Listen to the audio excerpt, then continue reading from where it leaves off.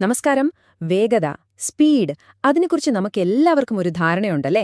പക്ഷേ പ്രകാശത്തിന്റെ കാര്യം വരുമ്പോഴേക്കും നമ്മൾ സ്കൂളിൽ പഠിച്ച കണക്കുകളൊക്കെ അങ്ങ് തെറ്റും. അതെ, പ്രകാശവേഗതയുടെ ഈ വിചിത്രമായ ഗണിതം നമ്മുടെയൊക്കെ സാമാന്യബുദ്ധിയെ എങ്ങനെയാണ് തലകുത്തനെ നിർത്തുന്നതെന്ന് നമുക്കൊന്ന് നോക്കിയാലോ? ശരി, നമുക്ക് വളരെ ലളിതമായ ഒരു ചോദ്യത്തിൽ നിന്ന് തന്നെ തുടങ്ങാം, അല്ലേ? ഒന്ന് സങ്കൽപ്പിച്ചു നോക്കൂ.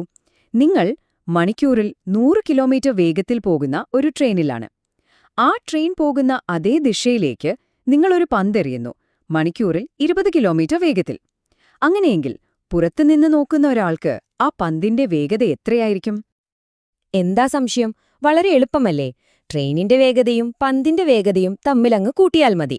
100ഉം 20ഉം, അതായത് മണിക്കൂറിൽ 120 കിലോമീറ്റർ. നമ്മുടെയൊക്കെ സാമാന്യബുദ്ധി ഇതുതന്നെയല്ലേ നമ്മളോട് പറയുന്നത്? ആണ്. ശരി, ഇനി നമുക്ക് കളിയൊന്ന് മാറ്റാം. നിങ്ങൾ ഒരു ട്രെയിനിലല്ല, പകരം ഒരു ബഹിരാകാശ വാഹനത്തിലാണെന്ന് കരുതുക. വെറും വാഹനമല്ല, പ്രകാശവേഗതയുടെ പകുതി വേഗത്തിൽ കുതിക്കുന്ന ഒന്ന്. എന്നിട്ട് നിങ്ങൾ ആ വാഹനത്തിനുള്ളിലിരുന്ന് ഒരു ഫ്ലാഷ് ലൈറ്റ് ഓൺ ചെയ്യുന്നു. അപ്പോൾ ആ ലൈറ്റിൽ നിന്നുള്ള പ്രകാശത്തിന്റെ വേഗത എത്രയായിരിക്കും? നമ്മുടെ പഴയ കണക്ക് വെച്ചാണെങ്കിൽ ആ വാഹനത്തിന്റെ വേഗതയും പ്രകാശവേഗതയും കൂട്ടണം, അല്ലേ? പക്ഷേ ഇവിടെയാണ് ആ നിയമം പാടെ തകരുന്നത്. ഉത്തരം എപ്പോഴും ഒന്നേയുള്ളൂ: പ്രകാശവേഗത. അതെ, നിങ്ങളുടെ വേഗത എത്ര തന്നെയായാലും പ്രകാശത്തിന്റെ വേഗതയ്ക്ക് ഒരു മാറ്റവുമില്ല. ഇതെങ്ങനെ ശരിയാകും? അപ്പോ ഈ ഒരു വിചിത്രമായ സത്യത്തിലേക്കുള്ള ആദ്യത്തെ സൂചന ലഭിക്കുന്നത് ഐൻസ്റ്റൈൻ ജനിക്കുന്നതിനും എത്രയോ മുൻപാണ്. 19-ാം നൂറ്റാണ്ടിൽ നടന്ന ഒരു പരീക്ഷണം.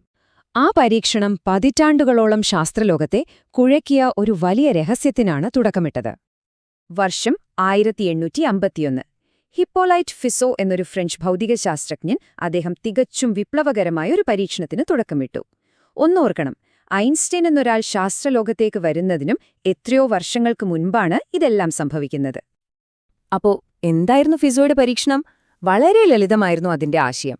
അദ്ദേഹം ഒരു പ്രകാശരശ്മിയെ രണ്ടായിട്ട് മുറിച്ചു. അതിൽ ഒരു ഭാഗം വെള്ളത്തിന്റെ ഒഴുക്കിന് അനുകൂലമായി സഞ്ചരിച്ചു, മറ്റേ ഭാഗം ഒഴുക്കിനെതിരായും. എന്നിട്ട് അവസാനം ഈ രണ്ട് രശ്മികളെയും വീണ്ടും ഒന്നിച്ചു ചേർത്ത് അവയുടെ വേഗതയിൽ എന്തെങ്കിലും മാറ്റമുണ്ടോ എന്ന് പരിശോധിച്ചു. അതിന്റെ ഫലം അതെല്ലാവരെയും ഞെട്ടിച്ചു കളഞ്ഞു. ഒഴുകുന്ന വെള്ളം പ്രകാശത്തെ ചെറുതായിട്ടൊന്ന് വലിച്ചിഴയ്ക്കുന്നുണ്ട്. പക്ഷേ എല്ലാവരും പ്രതീക്ഷിച്ചത്രയില്ല. വെള്ളത്തിന്റെ മുഴുവൻ വേഗതയും പ്രകാശത്തിന്റെ കൂടെ ചേരുന്നില്ല. പകരം അതിന്റെ ഒരു ചെറിയ അംശം മാത്രം. എന്തുകൊണ്ട്? ആ ചോദ്യത്തിന് ഉത്തരം കണ്ടെത്താൻ ശാസ്ത്രലോകത്തിനു പിന്നെയും 50 വർഷം കാത്തിരിക്കേണ്ടി വന്നു. അങ്ങനെ ആ 50 വർഷത്തെ കാത്തിരിപ്പിനു ശേഷം ഉത്തരം വന്നു, ആൽബർട്ട് ഐൻസ്റ്റൈന്റെ രൂപത്തിൽ. അദ്ദേഹത്തിന്റെ ആപേക്ഷികതാ സിദ്ധാന്തം, അല്ലെങ്കിൽ റിലേറ്റിവിറ്റി, സ്പേസ്, ടൈം, വേഗത എന്നിവയെക്കുറിച്ചുള്ള നമ്മുടെ എല്ലാ ധാരണകളെയും അക്ഷരാർത്ഥത്തിൽ പൊളിച്ചെഴുതി. ഇതാണ് ആ പുതിയ നിയമം. ഇതിനെ ലോറൻസ് വെലോസിറ്റി ട്രാൻസ്ഫോർമേഷൻ എന്ന് പറയും. ഇത് കണ്ട ആരും പേടിക്കേണ്ട. നമ്മുടെ 10+20 = 120 എന്നതിന്റെ കുറച്ചുകൂടി സങ്കീർണമായ ഒരു രൂപമാണെന്ന് വിചാരിച്ചാൽ മതി. പക്ഷെ ഒരു കാര്യമുണ്ട്, പ്രപഞ്ചം വേഗതകളെ കൂട്ടിച്ചേർക്കുന്നത് ഈ ഒരു രീതിയിലാണ്. ഇനി ഈ സമവാക്യത്തിലെ ഏറ്റവും രസകരമായ ഭാഗം ഏതാണെന്നറിയാമോ? താഴെ കാണുന്ന ഭാഗമാണ്. നമുക്കതിനെ റിലേറ്റിവിറ്റിയുടെ രഹസ്യച്ചേരുവ എന്നൊക്കെ വിളിക്കാം. ഈയൊരു ചെറിയ തിരുത്തലാണ് പ്രകാശവേഗത എന്ന പ്രപഞ്ചത്തിലെ ഏറ്റവും വലിയ സ്പീഡ് ലിമിറ്റ് ആരും മറികടക്കുന്നില്ല എന്ന് ഉറപ്പുവരുത്തുന്നത്. അപ്പോൾ നമ്മുടെ കയ്യിൽ ഈ പുതിയ നിയമങ്ങളുണ്ട്. ഇനി പഴയ ആ കടങ്കഥയിലേക്ക് തിരിച്ചുപോകാം.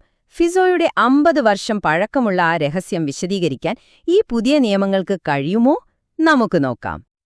നമുക്ക് ഈ പ്രശ്നത്തെ ഐൻസ്റ്റൈന്റെ കണ്ണിലൂടെ ഒന്ന് നോക്കാം. ഒരു കാര്യം ഓർക്കണം, പ്രകാശം വെള്ളത്തിലൂടെ പോകുമ്പോൾ അതിന്റെ വേഗത ചെറുതായി കുറയും. ആ വേഗതയെ നമുക്ക് c/n എന്ന് വിളിക്കാം.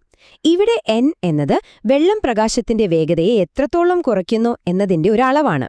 ഇനി പുറത്ത് ലാബിലിരിക്കുന്ന നമ്മൾ നോക്കുമ്പോൾ ഈ വെള്ളം v എന്ന വേഗതയിൽ ഒഴുകുകയാണ്. അപ്പോൾ ചോദ്യം ഇതാണ്, ലാബിലിരിക്കുന്ന നമുക്ക് പ്രകാശത്തിന്റെ വേഗത എത്രയായിരിക്കും അനുഭവപ്പെടുക? അതായിരുന്നു യഥാർത്ഥ പ്രശ്നം. അപ്പോൾ ഈ വിവരങ്ങളെല്ലാം നമ്മൾ ഐൻസ്റ്റൈന്റെ ആ പുതിയ സമവാക്യത്തിലേക്ക് ഇട്ടുകൊടുക്കുന്നു. അപ്പോൾ കിട്ടുന്ന ഉത്തരം വളരെ രസകരമാണ്. ആ ഫോർമുല പറയുന്നത് വെള്ളത്തിന്റെ മുഴുവൻ വേഗതയും പ്രകാശത്തോട് കൂടിച്ചേരില്ല, പകരം അതിന്റെ ഒരു നിശ്ചിത ഭാഗം മാത്രമേ ചേരുകയുള്ളൂ എന്നാണ്. ആ നിശ്ചിത ഭാഗം അതാണ് ഈ കാണുന്ന 1 - 1/n². ഇതിനെയാണ് ഫ്രെനൽ ഡ്രാഗ് കോഎഫിഷ്യന്റ് എന്ന് പറയുന്നത്.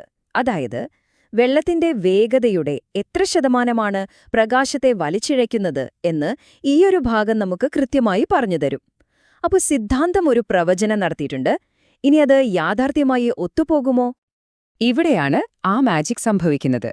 വെള്ളത്തിന്റെ കാര്യത്തില് ഐൻസ്റ്റൈന്റെ സിദ്ധാന്തം പ്രവചിച്ചത് ഏകദേശം 44% വലിച്ചിഴക്കലാണ്. ഇനി ഒന്ന് ഓർത്തു നോക്കൂ, 50 വർഷം മുൻപ് ഫിസോ തന്റെ പരീക്ഷണത്തിൽ കണ്ടെത്തിയ സംഖ്യ ഏതായിരുന്നു? അതെ, കൃത്യം 44%. പതിറ്റാണ്ടുകൾ പഴക്കമുള്ള ആ രഹസ്യത്തിന്റെ ചുരുൾ അഴിഞ്ഞു. സിദ്ധാന്തം യാഥാർത്ഥ്യവുമായി 100% പൊരുത്തപ്പെട്ടു. അപ്പോ ഈയൊരു പഴയ പരീക്ഷണം അതെന്തുകൊണ്ടാണ് ഇത്രയേറെ പ്രാധാന്യമർഹിക്കുന്നത്? കാരണം ഇത് വെറും ഒഴുകുന്ന വെള്ളത്തിലെ പ്രകാശത്തിന്റെ കാര്യം മാത്രമായിരുന്നില്ല. പ്രപഞ്ചത്തെക്കുറിച്ചുള്ള നമ്മുടെ അടിസ്ഥാന ധാരണകളെ തന്നെ ഇത് മാറ്റിമറിച്ചു. ഈയൊരു ഗ്രാഫിലേക്ക് നോക്കിയാൽ സംഭവം വ്യക്തമാകും. പഴയ ഭൗതികശാസ്ത്രം അനുസരിച്ച് ആ വലിച്ചിഴക്കൽ 100% ആവണമായിരുന്നു. അതാണ് ആദ്യത്തെ ബാർ. എന്നാൽ ഫിസോ യഥാർത്ഥത്തിൽ കണ്ടതോ വെറും 44%.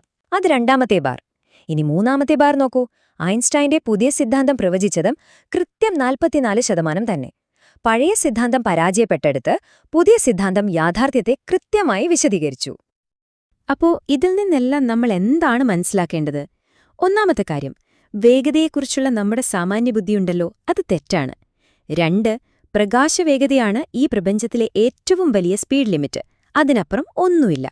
മൂന്നാമത്തേത്, ഫിസിക്സ് എന്നത് വെറും തിയറികളല്ല, അത് യഥാർത്ഥ ലോകത്ത് നമ്മൾ കാണുന്ന കാര്യങ്ങളെ വിശദീകരിക്കാൻ വേണ്ടിയുള്ളതാണ്. പിന്നെ ഏറ്റവും പ്രധാനമായി 1851 ഒരു പഴയ കടങ്കഥ 20-ാം നൂറ്റാണ്ടിലെ ഏറ്റവും വലിയൊരു ശാസ്ത്രീയ മുന്നേറ്റത്തിന് തന്നെ നിർണായകമായ തെളിവായി മാറി. അത്ഭുതം തന്നെയല്ലേ? അപ്പോ അവസാനം ഒരു ചോദ്യം ബാക്കിയാണ്. വേഗതയെക്കുറിച്ചുള്ള നമ്മുടെ ഏറ്റവും അടിസ്ഥാനപരമായ ഒരു ധാരണ പോലും തെറ്റാണെങ്കിൽ, ഈ പ്രപഞ്ചത്തെക്കുറിച്ച് നമ്മൾ ശരിയാണെന്ന് വിശ്വസിക്കുന്ന മറ്റെന്തെല്ലാം കാര്യങ്ങളായിരിക്കും ഒരുപക്ഷെ തെറ്റായിട്ടുള്ളത്? ഒന്നാലോചിച്ചു നോക്കൂ.